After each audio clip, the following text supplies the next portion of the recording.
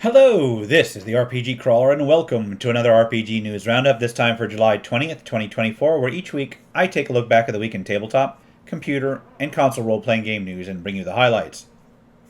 As always, we will start with computer and console role-playing game news, and we'll start with Path of Exile. The Settlers of Kalgur expansion is set for release on July 26th. It'll have the players helping Kalgurian pioneers establish trade, work on building a town, and have the ability to mine special resources and protect workers.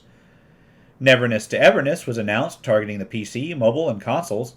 It looks like it'll be an open-world anime-style game where the supernatural coexists with humans, and you play someone who is tasked with using their psychic abilities to deal with paranormal beings. River City Saga 3 Kingdoms Next, River City Saga 3 Kingdoms Next, is set for November 7th of this year. It'll target the PC, PS4, and the Switch. It'll be a new Kunio-kun beat-em-up title, sequel to River City Saga 3 Kingdoms, which takes the gameplay and sets it back in the Three Kingdoms era of China. Drova Forsaken Kin is set for a release on the fourth quarter of this year. It'll target the PC, the PS4, the PS5, the Xbox One, Xbox Series X/S, as well as the Switch. Inspired by Celtic mythology, it takes place on a world where the power to capture spirits has been rediscovered. Chronosword has a new publisher. It successfully hit its Kickstarter campaign way back in 2020. It'll hit Steam Early Access sometime later this year and target the PC, Switch, and PlayStation and Xbox consoles. It'll be an isometric pixel art type game with combat inspired by Dark Souls. Parasite Duality Unbound has been announced for sometime in 2025. It'll target the PC, PS4, PS5, Xbox Series X/S, and the Switch. It'll be a strategy RPG set in a universe of where the Earth has been hit by an apocalypse and humanity is on the brink of destruction. As far as actual releases go, Riviera, The Promised Land, saw its release. It is a retrographic JRPG where a set of grim angels are headed to an island floating in Asgard. Gestalt Steam and Cinder saw its release. Inspired by classic 16 and 32-bit side-scrolling titles, is a sort of 2D platformer with action combat and RPG elements. My Fumato was released. It is an action RPG set in a post-apocalyptic world inspired by Japan. It does look like it's had a little bit of issues on its release, and it also seems that the devs may be striking videos critical of it, so do beware. It's a damn shame because it actually looked pretty good. Why do people produce things like this and not be able to take minor criticism? I don't know. Yowling Mythical Journey has hit early access. It is a creature collecting RPG. Originally, it was going to be called Home of the Yokai, where you control a keeper traveling across various regions, recruiting allies from over 300 different Yowlings. Flintlock, The Siege of Dawn, saw its release. It is a Souls-like adventure where the door to the Great Below has been opened and now armies of the dead have been released. Pennon in Battle hit early access. It is a turn-based strategy RPG where you play a lord, gathering armies and heroes, trying to conquer a realm. It looks very reminiscent of early Heroes of Might and Magic titles. Space Prison saw its release. It is a turn-based tactical strategy RPG with comic book styling, where you are set into the galaxy's toughest prison and must rise to lead a space gang. It has exploration, fighting, crafting, trading, and so forth. Union of Gnomes is an action roguelike where you collect various items and traverse a citadel in a sort of tower defense survivor-style hybrid game. Legends of Dionysos is a 2.5D action RPG where you face off against hordes of enemies, min-max your character, and look for loot in an open world. Dungeons of Hinterberg is an action RPG where you travel around an alpine village and uncover the magic hidden within its various surrounding dungeons. Gobs and Gods is a party-based RPG with turn-based combat where you hire a band of goblins to help fight in tactical battles on your quest to become a god. Dark Demon is a fantasy-themed RPG game where you basically build up your character to strategically challenge more and more monsters as you explore. It looks like you're fighting against the heart of a devil in order to restore peace to the human world. Munchkin Digital has the Clerical Errors expansion out. It offers 112 new cards as well as 7 new challenges. Tale of Souls is a strategy RPG, a roguelike in a dark fantasy world where you explore an unknown land, building up a deck to face off against things while unlocking powerful cards to fight against a velvet curse. Stellar Plans is a VR adventure shooter with RPG elements, apparently, where you play as a human or a Warcraft creature, not like Warcraft like the franchise, but like some sort of crafted creature for war, in various different worlds. Finally, there is Space Order Mine, a turn-based strategy roguelike with a sort of Minesweeper-based exploration style and a focus on inventory management where you mine for energy while facing against various foes. With that, let's take a look at tabletop role-playing game news. It looks like Wizards of the Coast has a new president, John Haidt. They had previously managed the World of Warcraft franchise for Blizzard Entertainment. This is pretty much cements how WotC is going to be going moving forward with his various properties like D&D and Magic the Gathering. It'll be interesting to see if he has the same effect on WotC as he did on Blizzard. It looks like Troll Lord Games has the classic reprint of Castle Zagi Giegsburg for Castles and Crusades out. It's nice to see this one back in print. Then Revelations of the Dark Mother is available for pre-order. It'll be an updated reprint of an in-universe artifact for Vampire the Masquerade 5th edition, sort of a collection of sacred text and rites similar to the Book of Nod. It looks like Space 1999 role-playing game is going to be coming from Modiphius. It's based on the 1975 British show that will use the standard in-house 2D20 system from Modiphius. Damn It, Owen looks like it's going to be a collection of comics based on the online musings of game designer Owen Casey Stevens. There is a Kickstarter out for it, and although not an RPG itself, eventual sales of it will go towards raising funds for Owen Casey Stevens' ongoing fight with cancer. Onwards towards minor and PDF releases, Mediterranean Races is a collection of 100 new racial traits, abilities, spells, feats, and so forth for the Pathfinder role-playing game, as well as a few new race builds based on myths and legends from around the Mediterranean Sea. Heroic Variant for Pathfinder 2nd Edition is a collection of variant rules designed to make Pathfinder feel more heroic, all without making things harder for the GM. Kel'Thuzil's Tales has a few offerings for 5th edition, each one a new adventure. There is Blood and Sand, Behind Magic Bars, and Alchemical Secrets. The Mystery of Darkholm is a playable story for 5th edition, complete with NPCs, each with their own stories, 10 unique items, and so forth. Bob Worldbuilder has A Betrayal Under the Sand, a 5th edition one-shot adventure that deals with a temple buried under the sand. It is said to house a being that can grant one wish to whomever awakes it. The Brotherhood of Steam is a 5th edition adaptable adventure dealing with a steampunk-themed area, and you try to revive a clockwork city. It is available in a collector's edition as well, and it looks like they just took the Brotherhood of Steel from Fallout and just used that as an inspiration for something and then came up with the adventure later. Still, hey, it looks neat. Dragon Thrones, The Shadow of the Dragon King is an adventure campaign for 5th edition, designed for 3rd level characters that deals with a realm with a legacy of ancient dragons. There's also an atlas and a GM's guide, as well as a player's guide for it. Ironwick Mystery number 7, Scandal in Moravania, is another 5th edition adaptation of an original Sherlock Holmes case, as a gothic steampunk mystery for 7th level characters. Curse of the Frostbane is a 5th edition adventure dealing with a snowy mountain range with a nameless village within it.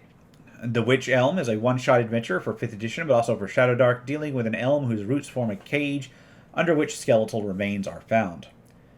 The Mine of Vile Echoes is a 5th edition adventure, basically following the premise of what if the thing took place in a dwarven mine. It includes a number of new monsters, a couple new magic items, and many maps. Shadow Grove is a one-shot in location for 5th edition, detailing a single location with encounters, lore, battle maps, and so on. Snack Daddy Games has a few offerings for 5th edition. There's Species and Feats of Titan, which offers 10 playable species with various related feats. Then the League of Magic offers creatures and items as well as a few playable species. Bukana Bestiary is a 5th edition supplement for the Wakesong campaign that details many creatures from the folklore of Southeast Asia, as well as a few new PC races, additional rules for curses, and so on. 3 dozen Arcane Trickster spells is exactly what it says on the tin, a collection of 3 dozen spells useful for the Arcane Trickster subclass of Rogue. Book of Skeletons is a compendium of magic items, spells, creatures, NPCs, races, and skeletal subclasses for 5th edition. Heroes and Heirlooms is a 5th edition supplement that offers many new NPCs, a number of new magic items, as well as some side quests and a brand new race. Book of Conflict, Brutal Races is a 5th edition guide to orcs, goblins, and similar creatures, offering a various lore, content, classes, subclasses, and other options. Homebrew Heathen has a few scattered offerings for 5th edition. There is the Witch, a complete player class, Sand Elf, an elven subspecies, Way of the Sands, a new monk subclass, and the Poisoner, a lethal rogue subclass. Arton Chosen of the Seven is a 5th edition supplement that brings the Arton race to 5th edition games. It includes new class options, unique weapons and armor, magical items, artifacts, a pantheon, and more. The Dwarves of Phelan's Halls is a dwarvish setting pretty much suited for any fantasy RPG that offers a lore, subclasses, adventure hooks, dwarven rule ideas, new magic items, and so forth for Pathfinder 1st Edition, D&D 5th Edition, as well as OSR systems. The Vault of Ascending Items is a collection of 50 magic items capable of scaling through leveling or questing. Vermins of Weisdorf is a Shadow Dark adventure dealing with a network of dark tunnels under a village. Off the Grid is another Shadow Dark adventure. This one deals with a survivalist bunker. Reliquary and Wonders is a Shadow Dark offering that provides a collection of magical items from low to high power. The Tabletop Engineer has 2 fantasy RPG zines. There is Runes number 4 for Shadow Dark that offers a variety of material as well as an adventure for the Shadow Dark RPG. And then Delver Magazine issue number 15 is an old school essentials and similar OSR compatible offering that provides many tables. The Temple of the Serpent Queen is an adventure dealing with an ancient serpent queen whose empire crumbled long ago and whispers now tell of her return. It is available in Old School Essentials, Osric, Advanced Labyrinth Lord, and Swords and Wizardry versions. The Fortunist is an Old School Essentials class that deals with a bit of trickery and luck manipulation as well as a magical deck of cards. An OSR-style RPG set in a world of dark fantasy that means to bring OSR philosophy to a more modern narrative-driven rule set. The Creeping Darkness is an adventure for Dragonbane. It deals with the darkness that has begun to spread over the realm. I need to finish reading Dragonbane so I can review it. I had to put it aside during this recent storm. Death Metal is an offering for When the Wolf Comes. It offers new paths, lore, spells, and is actually meant to tie into other Schwalbe Entertainment games so you can basically cross genres with it. Magic Companion for Advanced Fighting Fantasy is a collection of material including skills and talents, optional magic rules, new crit tables, magical styles, new spells of various sorts, and enchantments. Isle of Cedra Sourcebook for Fantasy Trip is a setting guide offering information on major cities and locations, factions, conflicts, etc. Weirded Out is a toonpunk bestiary offering 6 strange science fantasy creatures for that system. Quarter Shots, Lairs and Labyrinths is a sort of collection of system-neutral side quests that can be dropped into any fantasy RPG system. Tailweaver Menagerie is a collection of over 100 unique creatures with lore, ecology, artwork, stats, and so forth for the Tailweaver RPG. The Magical Land of Yeld Freelancer Job Guide is an expansion for the Magical Land of Yeld that covers the job freelancer. Janky Goblins is a supplement for use of the Cairn RPG that details a goblin tower where the creatures have already looted the chests within or equipped with the powerful relics and treasures therein. Requiem for the Ghost Hack is a second edition of the Ghost Hack RPG, letting you roleplay in a horror afterlife. Free League has a couple offerings for Twilight 2000. There is Hostile Waters that offers new combat and travel rules for marine environments, as well as military watercraft and new factions. Then there is the Black Madonna, which offers new rules, weapons, an overview of a region of Poland, new encounters, new factions, and new scenario sites. Orbital Blues Rogue Anthems is a collection of 8 short pamphlet adventures for Orbital Blues. And finally, there is the Rousset, an alien module for Cepheus Light, which details the oldest of intelligent races that have ventured out into space. Which I need to review their Nomad offering from Stelgama Publishing now. I've been reading through it again. I had to put it aside during the storm. Anyway, with that, let's take a look at crowdfunding campaigns. Remember that contributing to a crowdfunding campaign should be done only at your own risk. Doing so is no guarantee of even receiving a product. Mentioned here is not an endorsement, but is for informational purposes only. And a few computer and console-style RPGs caught my eye this week. There is Winsley's Guardian, a new Game Boy game set to be a Zelda-like action RPG about a young girl who finds out who her guardian is. A Void Foundation, Into the Void, looks to be an indie JRPG set 500 years after a void gate was discovered. As an adventurer who sets out to explore the void, you play one of those. It is currently available in a demo format on Steam. As far as tabletop RPG crowdfunding, Zula's Laboratory is an adventure for 5th edition as well as Pathfinder 2nd edition, involving a gnome who has disappeared while helping a pale child. Now her Tressin is looking for adventurers to help find her owner. I believe that's like a winged cat. Spring Frost looks to be a 5th edition compatible adventure where you try to save your village from an epidemic. Victoriana is a 5th edition compatible offering from Cubicle 7 set in an industrial London where technology and magic clash. It looks like there'll be a core book and a menagerie, a set of dreadful inquiries, there's going to be various adventures for it, and so on. Adaptable Encounters, cities, port cities, and seafaring are going to be a set of ready-to-play encounters for 5th edition set in port cities and the open sea. Spectacular Shops and Services number 2 is a 5th edition compatible offering. It has various shops in taverns and services with NPCs, magic items, quests, and so forth. Codex of Chance looks to be a set of random encounters with terrain guides, survival mechanics, and more for 5th edition that seeks to overhaul the random encounter system offered with 5th edition and flesh out dynamic encounters on the fly. Complete Town 2 looks to be another highly detailed city for 5th edition. This one deals with a corrupt port city filled with crime, secrets, and dark intrigue. Ruins of Ardust will be a Shadow Dark offering. It's going to be a hex crawl with adventures and optional rules set around the ruins of a city of the ancients. Sweet Revenge looks to be a campaign for Perils and Princesses, a fairy tale role-playing game. This one is meant to take you from levels 1 to 4 and offers exploration, dungeon adventure, social encounters, and so forth. Scion Mythic Shards looks to be a set of alternate settings for your Scion 2nd Edition game covering various alternate realities. Hunters, the Brotherhood of the Rosy Cross, looks to be an RPG where you join the Rosicrucians and deal with the various occult and paranormal threats against humanity.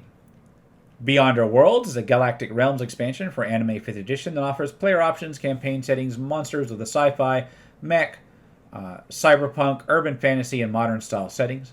Finally, there is Robotech the RPG Among the Stars, which is a supplement for the Robotech RPG that deals with the Sentinels, Haydenites, Invid, and the UEEF.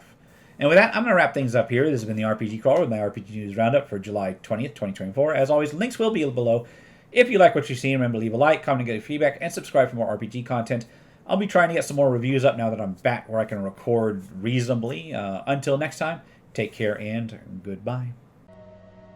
And if you are still watching, I would like to take the opportunity to thank my supporters, the top tiers of which are listed on the screen, without whose support I would not have been able to offer the variety of content that I have on this channel throughout the years. If you're feeling particularly generous and would like to join them, you can support the channel. There are a variety of options to do so. I have a Patreon, a Subscribestar, as well as channel memberships enabled. If you are not in a position to contribute, simply leaving a like, a comment, or sharing my videos are all wonderful ways to help the channel grow without spending a dime, and are all greatly appreciated.